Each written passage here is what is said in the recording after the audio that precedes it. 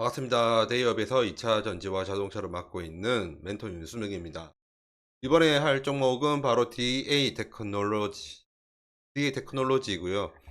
현재 거래 정지 현황이 확인됐죠. 그리고 필요한 지식을 좀 전달드려야 되는 그런 시간을 가져야 될 것 같고요. 오늘 거래 정지 사유 그리고 현황 부분 확인을 해본 다음에 재무제표를 좀 분석해야 되는 이유를 말씀을 드리고 싶습니다. 재무제표를 분석을 하면 이런 부분으로 좀 피해갈 수가 있거든요. 우선은 거래 정지된 부분부터 보기 전에 원래 DA 테크놀로지 어떤 제품을 만들었는지 정도는 말씀을 드려야 될 것 같아서 제품에 대해서 먼저 접근을 해 보도록 하겠습니다. DA 테크놀로지 죄송합니다. 오늘 제가 목이 좀 안 좋아서 한 번씩 기침하는 것 좀 양해를 좀 부탁드리겠습니다. DA 테크놀로지 같은 경우는 2차 전지 제조 설비 이런 걸 만드는 회사입니다. 원형, 각형, 그리고 폴리머에 이르는 모든 형태의 전지, 2차 전지 자동화 설비에 다 적용이 되는 매우 진입장벽이 높은 기술력을 갖춘 제품들을 만드는 회사였거든요. 이렇게 좀 기술적으로도 좋았고 LG 에너지 솔루션 그리고 삼성 SDI와도 거래를 하는 회사가 어떻게 거래가 정지가 됐는지 그 부분 보도록 할게요. 우선은 5월 2일자 기사입니다. DA 테크놀로지 같은 경우 10억 죄송합니다. 104억 4,419만 규모의 만기 어음이 부도가 돼서 이제 부도 처리가 났고요. 부도 발생 은행은 IBK 기업은행입니다. 보통 이런 경우에 만기 어음 부도가 이제 발생을 하잖아요. 그 부도가 그러니까 다시 말씀드릴게요. 어음이 있어요. 어음이 있으면 어음에 대한 만기가 있습니다. 이 만기가 예를 들면 오늘처럼 5월 13일이라고 해볼게요. 이때까지 돈을 갚지 못하게 되면 부도 처리가 나요. 근데 이 부도 처리가 최종 부도 처리는 아니에요. 보통 이 다음에 돈을 어느 정도 갚아도 이거 다시 이제 원래 원상복귀가 가능하거든요. 그래서 5월 2일 기준으로 볼 때는 최종 부도 처리는 아닙니다. 예, 그거는 참조해 주시고요. 그런데 이제 5월 7일 기사를 추가로 봐야 되는데 5월 7일부터 이제 사태가 조금씩 심각해지고 있죠. BA 테크놀로지 30억 원 규모 채권을 압류당했고 추심 명령이 내려졌다. 법원에서 내린 겁니다. 이런 거는. 읽어볼게요. BA 테크놀로지가 수원지방법원으로부터 채권 압류 및 추심 명령을 받았다고 7일날 공시를 했습니다. 압류 대상은 DA 테크놀로지가 제3채무자인 국민은행에 보유한 채권이고요. 이 내용을 좀 너무 어렵게 설명돼 있어가지고 제가 쉽게 설명을 드릴게요. DA 테크놀로지가 있어요. DA 테크놀로지가 있는데 DA 테크놀로지는 채무자입니다. 기본적으로. A라는 사람 혹은 A라는 기업에게 돈을 빌린 겁니다. 근데 못 갚았죠. 그런데 이제 DA 테크놀로지 같은 경우에는 국민은행에 받을 돈이 있었어요. 그런데 이제 A가 돈 갚아라고 하니까 없다 못 갚겠다가 돼버렸죠. 그러니까 법원에 신청을 해요. 채권 압류 출시 명령을 내려달라고. 그래서 법원이 국민은행에게 이 돈 묶어놔라. 그런 내용입니다. 그리고 이 금액은 자기 자본의 5%밖에 안 됩니다. 정말 작은 금액이죠. 이 작은 금액 때문에 지금 법원까지 나서서 채권 압류 출시 명령이 내려진 거거든요. 그래서 국민은행은 DA 테크놀로지에게 채권에 관한 지급을 할 수 없다라는 기사 문구가 있고요. 또 DA 테크놀로지는 국민은행으로부터 압류된 채권을 출심할 수 없다. DA 테크놀로지가 국민은행에게 돈 달라 이걸 못한단 말입니다. 그 결과 어떻게 됐냐면 바로 거래 정지가 되었습니다. 지금 해당 종목은 거래 정지가 아닙니다 라고 뜨죠. 그러면 추가적으로 부도 발생 사유 보도록 할게요. 부도 발생의 사유라는 제목이고 부도 금액은 104억 정도입니다. 104억이고요. 부도 발생 은행은 IBK 기업은행입니다. 기타 이제 중요 사항은 아니고 추가 이제 이해하기 쉬운 내용들은 노란색으로 칠했고요. 수원회생법원의 재산보전 처분 및 포괄적 금지 명령 결정으로 이 DA 테크놀로지가 보유를 하고 있는 이제 현금이라든지 매출 채권 이러한 부분들을 더 이상 은행도 그렇고 DA 테크놀로지도 손을 못 댄다 이런 말이고요. 아까 제가 말씀드렸죠. 이러한 부분은 부도 발생은 최종 부도에 해당은 하지 않습니다. 그러면 그 DA 테크놀로지가 은행에만 갖고 있는 돈만 손을 못 대는 게 아니에요. 지금 핸드폰을 안 보이시는 분들을 위해서 확대 좀 해볼게요. 지금 원래 DA 테크놀로지 같은 경우에는 LG전자랑도 거래를 하고 있었거든요.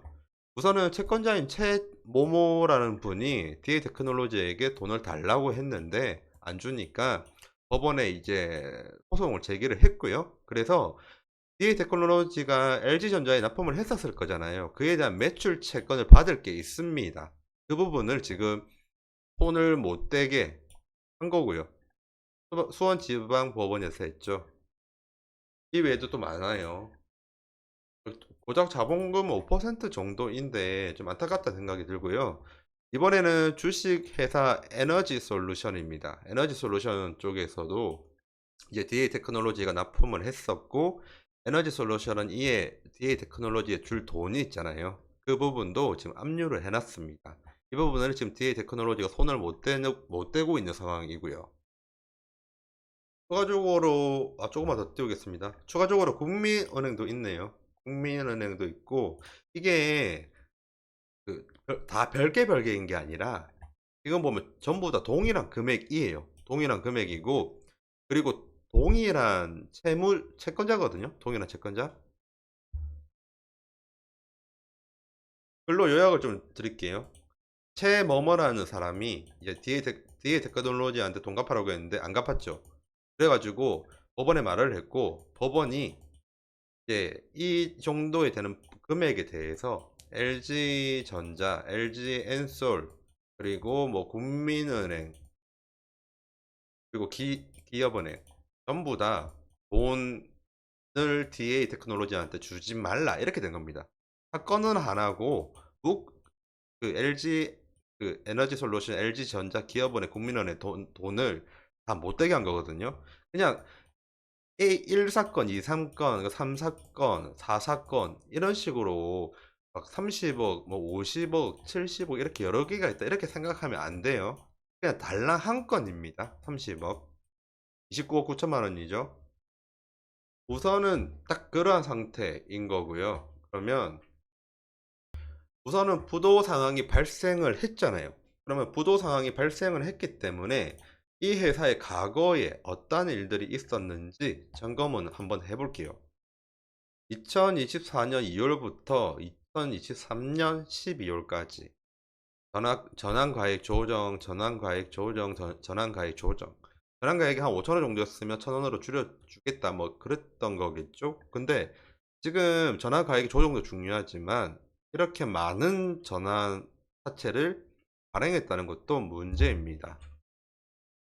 추가적으로 또 있네요. 2023년 12월부터 2023년 10월까지 또 전환가액 조정을 계속 해줬죠. 한마디로 전환 자체를 좀 남발을 했다 이런 느낌이 좀 받았고요. 이 상황에서 한번 재무제표 한번 검토해 보도록 하겠습니다. 2019년도 같은 경우에는 매출액이 1천억 원대에 높았습니다. 그리고 2020년 코로나 지나고 2021년, 2022년 매출액이 많이 줄어들었습니다. 좀 안 좋았죠. 그러다가 2023년도에 매출액이 좀 늘어났어요. 895억으로 한 80% 정도 성장은 있었고요. 하지만 매출액도 중요한 만큼 영업이익도 중요하죠. 왜냐하면 매출액은 성장성을 말해주면 영업이익은 수익성을 알려주는 거거든요. 아무리 회사가 성장한들 손해가 나면 회사는 존속이 힘듭니다.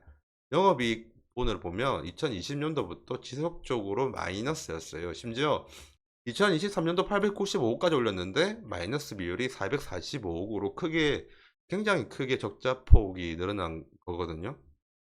우선은 이렇게 크게 적자 폭이 일어난 부분을 한번 점검을 해 보겠습니다. 확대하겠습니다. 매출액 또는 손익구조 30% 혹은 15% 이상 변동 시 코스닥 업체든 코스피 업체든 이렇게 변동이 크면 공시할 의무가 있습니다. 매출액 같은 경우에는 68%로 크게 올랐죠. 성장성은 크게 좋았는데 그 사유는 이어갔습니다. 매출액 증가는 국내외 배터리 제조사 생산 능력 확충에 따라서 캐파를 늘렸거든요. 그에 따라서 수주가 증가했기 때문에 매출액이 늘었고요.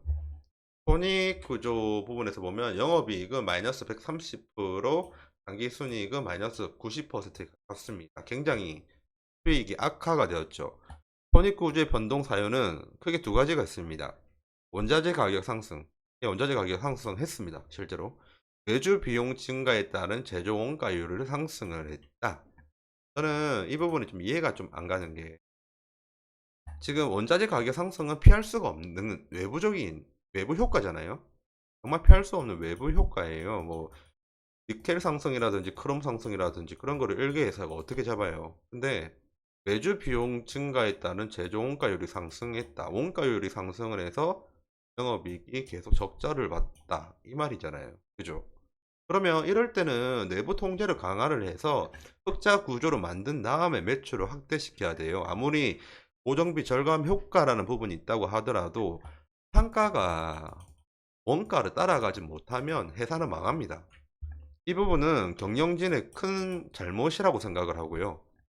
그 외에 손익구조 변동 사유는 신규 장비를 개발을 했고, 그리고 해외 사이트 셋업 진행 과정에서 초기 투자가 비용이 증가를 많이를 했다. 여기가 제가 초기에 말씀드렸지만 2차 전지 장비 쪽입니다. 한마디로 예를 들면 LG가 지금 얼티엄 셀 만든다고 미국에 공장을 짓죠. 근데 초기에 이제 부품부터 넣거든요. 공장 설비를 할 때. 그때 초기 투자가 많이 들었다는 걸 말하는 거예요. 해외 사이트 셋업 진행 과정에서 초기 투자 비용이 증가했다는 말이 그 말이거든요. 그러면 이거는 영업 활동을 할 때 견적 제시도 잘못한 거고요. 그리고 내부적인 합리적인 의사 결정을 거치지 않았다고 보입니다. 일단 저의 뇌피셜이고 이 부분은요. 저의 추측입니다. 확실한 게 아니고 추측이니까 참조만 해주시고요. 그러한 상태에서 결국에는 적자폭이 크게 늘어나서 부채 비율이 굉장히 늘었죠. 거의 470억 정도 늘었고요. 그리고 자본 비율은 적자가 이렇게 많이 났으니까 줄어들 수밖에 없었죠. 당연한 말이지만 아마 돈이 좀 씨가 말랐을 겁니다. 그 사이에 설비 투자를 했냐 안 했냐 부분을 제가 좀 한번 보니까 아펙스를 다르게 이야기하면 설비 투자입니다. 근데 매출 규모가 1000억일 때도 19억밖에 투자를 안 했고요. 그 뒤로 895억, 500억일 때도 설비 투자 규모는 10억대 전후였습니다. 한마디로 회사의 발전을 위해서 시설 투자 부분 쪽으로 투자를 안 했다. 그런 느낌이 강하게 드는 게 아니라 그게 맞고요. 그리고 이자 발생 부채 부분에서도 차입금 이자율 6%로 산정하다 하더라도 매년 18억 정도의 이자를 내야 되잖아요. 근데 영업이익은 이미 마이너스 이렇게 돼 버렸습니다. 제가 여러분들에게 이렇게 말씀을 드리면서 결코 DA 테크놀로지 주가가 떨어진다는 이야기는 하지 않습니다. 하지만 저는 팩트를 전달해야 되는 사람이고요. 그리고 제가 이렇게 자료로 조사해온 제일 큰 이유는 주식 투자 혹은 어디든 투자를 할 때 재무제표를 봐야 되는 이유를 말씀을 드리고 싶어서 가지고 온 거예요. 개인적으로 지금 보이는 이 한 장 안에 내용이 다 담겨져 있잖아요. 그래서 재무제표를 보고 투자를 하면 손해는 일단 안 봅니다.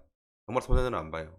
이번에 이렇게 증시가 하락한 사유도 솔직히 말하면 도산, 파산 이런 문제 때문에 난 거였고, 재무적으로 문제가 발생해서잖아요. 정확하게 이야기하면. 하지만 지금 보면 영업이익이 4년 연속 적자고요. 그리고 당기순이익은 5년 연속 적자입니다. 이런 회사에 투자를 할 때는 좀 제대로 보고 하는 게 좋지 않나.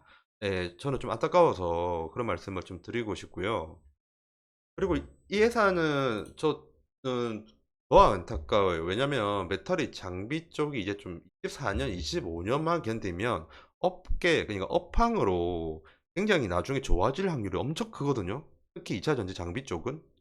그런데 이렇게 기술력을 갖춘 회사가 재무 관리를 못한 부분에서 지금 허덕거리고 있다는 부분이 너무 안타까워요. 너무 안타깝고, 왜 안타까운지 추가로 말씀을 한번 드릴게요. 지금 제가 단일 판매 공급 계약 체결된 거에 한 개만 일단 보여드리겠습니다. 시간이 그렇게 많지 않아서. 지금 2차 전지 조립 공정 레이저 응용 장비 공급 계약 맺었죠. 매니에 보면 적혀 있는데 여기 있고요. 그리고 계약 상대방은 해외 배터리 제조사입니다. 매출액의 26% 정도를 했어요. 여기만 끝난 게 아니고 확대하겠습니다. 이뿐만 아니라 또 추가적으로 또 있거든요. 이 외에도 몇 개의 추가 계획들이 계약들이 있습니다. 지금 2차 전지 장비 쪽은 이 자료를 보시면 우선은 DA 테크놀로지랑 연관이 있는 부분만 짚고 넘어가도록 하겠습니다. DA 테크놀로지 같은 경우에는 LG 에너지 솔루션이랑 주로 거래를 하고요. 외국계 기업도 있지만 우선 LG 에너지 솔루션만 볼게요. 이 부분입니다. LG 에너지 솔루션은 최근 24년도 1분기 실적 발표 컨퍼런스 콜에서 필수적인 신증설 투자는 선택과 집중으로 지속하겠으나 투자 우선순위를 철저히 따져보고 투자 규모 및 집행 속도를 조절하겠다. 시설 투자 집행 규모를 낮출 것이라고 했는데 여기서 중요한 건 이거잖아요. 필수적인 신증설 투자는 선택과 집중으로 지속하겠다. 이 부분이 지금 이 부분에 지금 적용이 되는 회사가 DA 테크놀로지입니다. SK온 같은 경우에는 지금 돈도 없는 상태에서 뭐 비우호적인 여파 때문에 카펙스 시설 투자 안 한답니다. 그나마 삼성 SDI만 했다고 하거든요. 그런 상황인데 지금 현황이고요. 이거는 근데 미래를 좀 보면 여기 좀 있죠. LG 에너지 솔루션 그리고 이 부분이 지금 DA 테크놀로지 보이시죠? 노칭 부분에도 DA 테크놀로지 보이죠? 이 조립 공정은 반드시 초반부터 필요한 공정이거든요. DA 테크놀로지의 미래가 좋은데 지금의 재무는 좀 너무 안타까워요. 추가적으로도 있습니다. DA 테크놀로지가 계속 말씀드리지만 2차 전지 이쪽입니다. 장비 쪽에서도 여기 있는 조립 공정이 포함이 되거든요.